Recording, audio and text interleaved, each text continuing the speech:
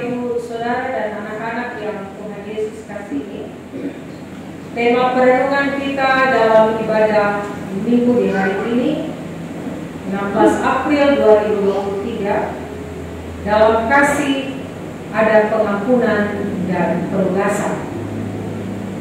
Dalam kasih ada pengampunan dan penugasan. Bapak Ibu Saudara, pada tanggal 10 Mei 1994 ada momentum besar di Afrika, secara khusus Afrika Selatan, dengan memilih seorang yang berkulit hitam, dan dia menjadi presiden pertama yang berkulit hitam di Afrika Selatan. Dia punya nama Nelson Mandela. Bapak Ibu Saudara, di balik kesuksesannya menjadi seorang presiden di Amerika Selatan, di Afrika Selatan, ada sebuah cerita menarik di balik kesuksesannya yang patut kita teladani sebagai anak-anak dari keturunan. Mandela dipenjarakan selama 27 tahun oleh lawan politiknya. Di dalam penjara itu, Bapak Ibu Saudara, salah seorang sipir penjara, dia sering melakukan penyiksaan terhadap Nelson Mandela. Bahkan Nelson Mandela pernah digantung dengan kepala terbalik, dan tidak hanya sampai di situ, dia dikencingi oleh sang sipir ini.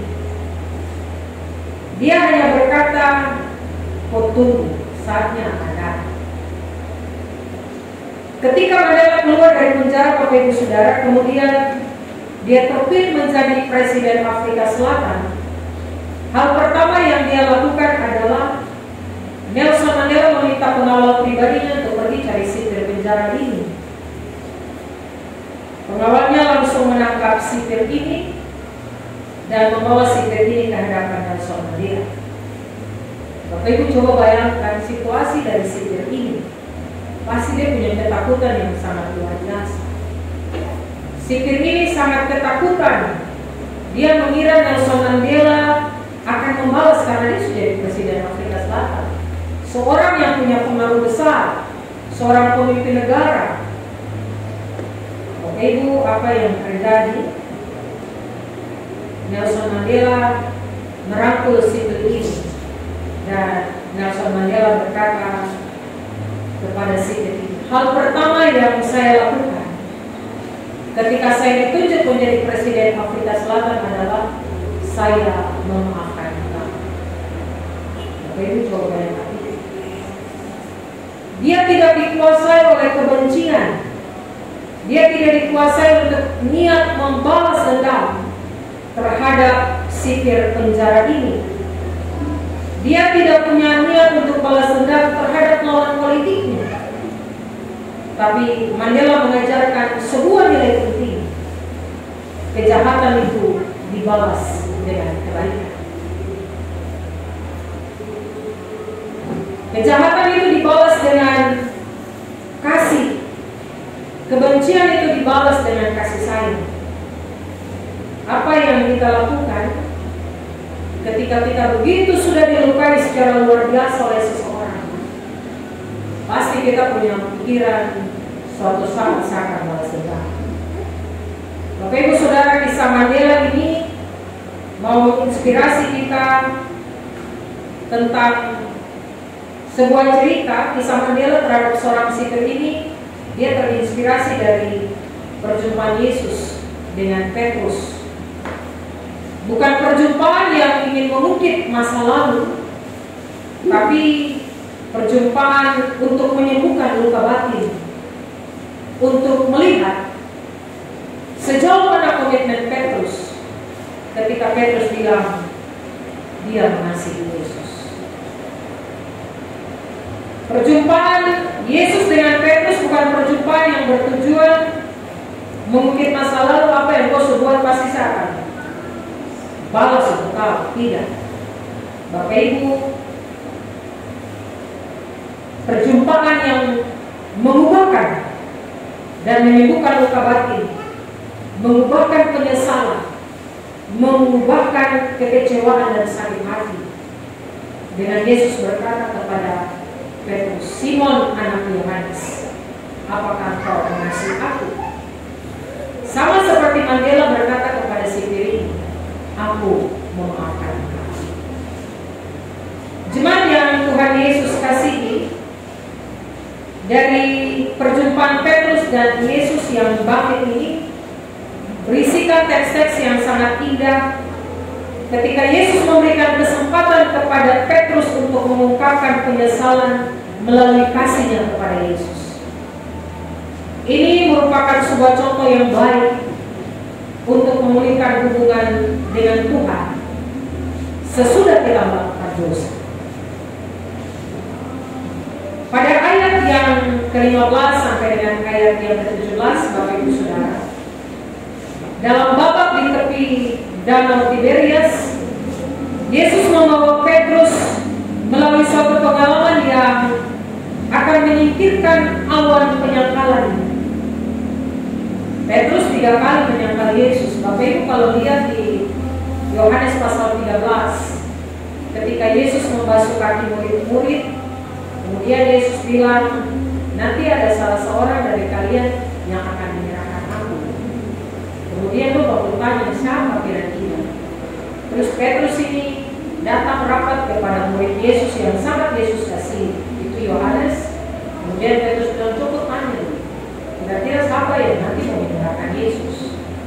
Terus Yesus bilang, orang yang pertama kali aku celupkan roti dan aku menyerahkan roti itu kepadanya, dia yang akan menyerahkan aku. Dan orang pertama itu adalah Yudas yang diserahkan roti oleh Yesus. Tapi murid-murid tidak mengerti dari pernyataan Yesus dan tindakan Yesus memberikan roti itu kepada Yudas. Kemudian Petrus lagi bilang kepada Yesus, kalau kau pergi nanti saya ikut. Tapi Yesus bilang, kemana saya pergi kau tidak akan bisa ikut, tapi suatu saat engkau akan ikut aku. Bapak Ibu, Petrus dengan sombongnya bilang, saya punya nyawa ini saya akan serahkan juga untuk mengikut. Nah Bapak Ibu Saudara yang Tuhan Yesus kasihi, bagian ini sebenarnya Yesus ingin mempertanyakan tentang komitmen Petrus di ayat yang tadi saya bilang itu, pasal 13 itu. Saya akan serahkan satu nyawa untuk ikut engkau. 3 kali Petrus menyangkal Yesus, dan itu juga disampaikan Yesus ketika Petrus bilang, saya akan menyerahkan satu nyawa untuk ikut engkau. Tapi Yesus bilang di pasal 13 di ayat paling terakhir, Yesus bilang, sebelum ayam berkokok, engkau telah menyangkal aku 3 kali.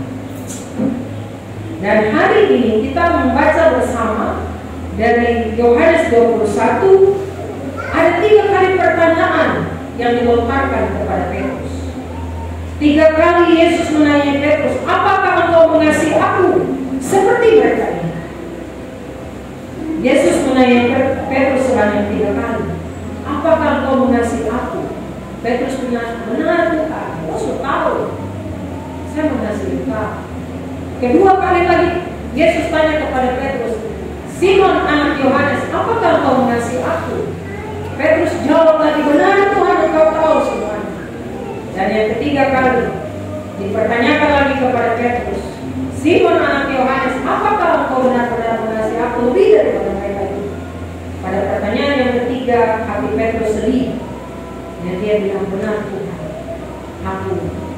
engkau tahu semuanya.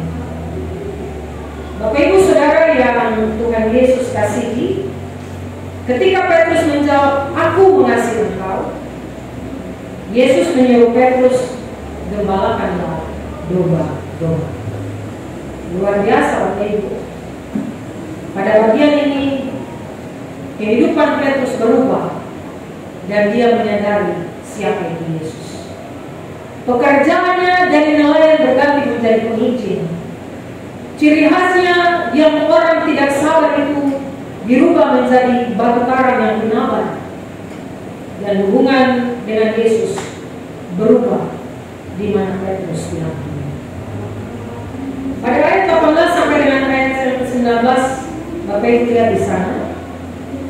Ini adalah nubuatan tentang kematian Petrus dengan cara penyaliban. Cerita tradisi mengatakan bahwa Petrus disalibkan karena imannya dengan kepala di bawah, karena dia bilang dia tidak layak disalibkan seperti Yesus.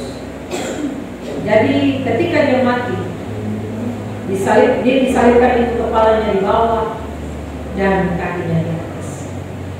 Bagaimanapun Bapak Ibu Saudara, pengalaman Petrus pada masa lalu menuju pada masa depannya bersama Yesus dan menyuruh untuk mengikuti Yesus. Apa makna bagian ini bagi kita semua di pagi hari ini? Apa maksud dari perkataan Yesus, pertanyaan Yesus kepada Petrus? Simon anak Yohanes, apakah engkau mengasihi aku? Ada 3 hal yang akan kita renungkan secara bersama. Yang pertama, Bapak Ibu Saudara, pertanyaan Yesus kepada Petrus ini sebenarnya Yesus sedang menguji seberapa besar ketulusan Petrus kepada Yesus. Tuhan memanggil manusia untuk datang kepadanya supaya manusia menerima yang namanya keselamatan itu. Namun Tuhan tidak pernah memaksa manusia. Tuhan memberikan kepada kita kebebasan untuk menerima dan memberikan kasih kita kepadanya. Dia menunjukkan dia mengasihi kita. Dia memberikan kita kehendak bebas. Kita mau mengasihi dia atau tidak, itu yang mau bebas kita. Itu pilihan tergantung daripada saya dan Bapak Ibu Saudara. Ketika dia mengasihi kita, dia memberikan kita kebebasan. Apakah kita mau membalas kasihnya itu dengan ketulusan atau tidak? Itu kebebasan saya dan Bapak Ibu Saudara. Pilihan ada di tangan masing-masing. Jadi bagian pertama, ketika Yesus bertanya kepada Petrus, Simon anak Yohanes, apakah engkau mengasihi aku? Sebanyak 3 kali. Sebenarnya Yesus sedang menguji seberapa besar ketulusan Petrus kepada Yesus. Dan kalau hari ini Yesus bertanya kepada saya dan Bapak Ibu Saudara, apakah engkau mengasihi aku? Pasti semua akan bilang saya mengasihi Tuhan. Bapak Ibu, pertanyaan Yesus itu sedang menguji saya dan Bapak Ibu Saudara. Seberapa besar kita tulus mengasihi? Hal yang kedua, pertanyaan Yesus kepada Petrus, Simon anak Yohanes, apakah engkau mengasihi aku? Pertanyaan ini sebenarnya Yesus sedang menguji seberapa besar perbuatan Petrus untuk mengasihi dia. Terkadang Bapak Ibu Saudara, dalam tiap kasus, dalam tiap kejadian, tidak jarang ada banyak orang bertanya begini, saya salah apa Pak? Apakah salah jika saya melakukan ini? Apakah berdosa jika saya berbuat ini? Apakah perbuatan seperti ini dikehendaki oleh Tuhan? Kadang-kala kita buat pertanyaan-pertanyaan itu untuk melegalkan kejahatan-kejahatan yang kita buat. Kadang-kala pertanyaan-pertanyaan itu kita buat supaya membenarkan apa yang kita buat itu yang sebenarnya berdosa di hadapan Tuhan. Apakah salah saya melakukan ini? Apakah berdosa saya melakukan ini? Apakah perbuatan saya ini tidak dikehendaki oleh Tuhan? Padahal kita suka ini dosa. Apakah kita mengasihi Tuhan? Jika saya dan Bapak Ibu Saudara mengasihi Tuhan, maka yang diminta oleh kita adalah menghindari perbuatan yang bertentangan dengan Tuhan. Dan yang kedua ini, ketika pertanyaan ini diberikan kepada saya dan Bapak Ibu Saudara, apakah kita mengasihi Yesus? Pasti semua akan bilang saya mengasihi Yesus. Tapi Yesus sedang menguji seberapa besar perbuatan kita yang mengasihi Tuhan. Yang ketiga Bapak Ibu, ketika Yesus bertanya kepada Petrus, dan hari ini pertanyaan itu juga diberikan kepada kita, apakah engkau mengasihi aku? Pertanyaan itu sebenarnya sedang menguji seberapa besar kesetiaan kita kepada Yesus. Apa yang dapat kita berikan kepada Tuhan untuk membalas kebaikan kasih-Nya kepada kita? Tidak ada yang lain selain kasih kita. Tapi seringkali ketika diminta untuk pelayanan, sabar dulu, nanti dulu, saya pensiun dulu, bisa ada waktu dulu Bapak Ibu Saudara kita kadang tawar-menawar dengan Tuhan. Akhirnya toh kasih sisa-sisa untuk Tuhan. Firman bilang, Tuhan rahmat itu selalu baru setiap hari. Dia tidak pernah kasih kita rahmat sisa-sisa. Dia kasih kita rahmat yang selalu baru setiap hari. Tapi kadang-kala kita membalas kebaikan Tuhan dengan kasih sisa-sisa untuk Tuhan. Kasih sisa-sisa saja Tuhan mengasihi kita luar biasa. Apalagi kita kasih dengan sepenuhnya. Sabar dulu, nanti dulu, ada waktu dulu baru saya melayani Tuhan. Syukur banyak kalau waktu itu masih Tuhan kasih. Tapi kalau Tuhan telah kasih sampai di waktu yang Bapak Ibu Saudara dan saya tetapkan, bagaimana kita membalas kasih? Jemaat, tidak ada yang lain yang bisa kita buat selain kasih kita kepada Tuhan. Yesus mengajar bagaimana kita mengasihi Dia, yaitu Yesus bilang kepada Petrus, gembalakanlah domba-domba. Hari ini penugasan itu juga diberikan kepada saya dan Bapak Ibu Saudara. Ketika kita bilang kita mengasihi Tuhan, gembalakanlah domba-domba. Artinya kita mewujudkan kasih kita kepada Tuhan dengan tetap mencari orang-orang kepercayaan Tuhan. Apapun tugas dan tanggung jawab yang dipercayakan kepada kita. Apakah itu di jemaat, apakah itu di tengah-tengah kehidupan keluarga, keberadaan kita sebagai suami, istri, anak-anak, orang tua, di tengah-tengah usaha dan mata pencarian kita, di tengah-tengah pelayanan kita. Tuhan bilang gembalakanlah domba-domba. Bukan soal tempat baik, soal tempat tidak baik, tapi soal di mana tempat baik dan tempat tidak baik itu kita menjadi orang-orang kepercayaan Tuhan. Bagaimana menjadi orang-orang kepercayaan Tuhan?